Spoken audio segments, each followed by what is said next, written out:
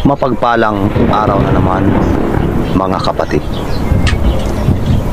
Sa araw na ito, magpapatuloy tayo sa ikalawang yugto na ating tatalakayin, ang tatlong pagsubok ni Satanas na pinakita sa atin ng Panginoong Hesus.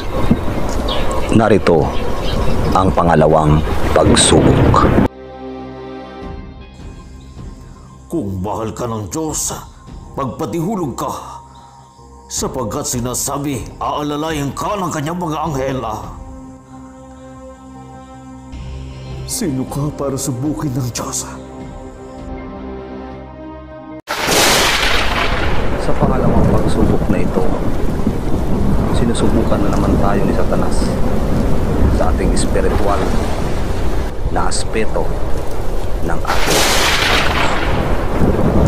Alam ni Satanas na kayang gawin ng Panginoong Hesus ang lahat ng mga pagsubok na pinapagawa sa kanya ng diabo. At ganoon din naman na bilang tagasunod ng Panginoong Hesus, alam niya na makakagawa tayo ng mga imposibleng bagay, sapagkat nasusulat sa banal na kasulatan, makaapak man sila leon at serpente, iinom ng lason ay hindi sila maaano. Kaya pinalahalahanan tayo ng Panginoong Hesus na huwag talaga subukan ang Panginoong Diyos.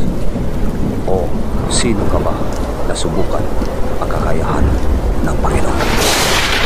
God bless us all. Hanggang sa muli. Sa susunod, tatalakayin naman natin ang panghuli at pangatlong pagsubok ni Satanas.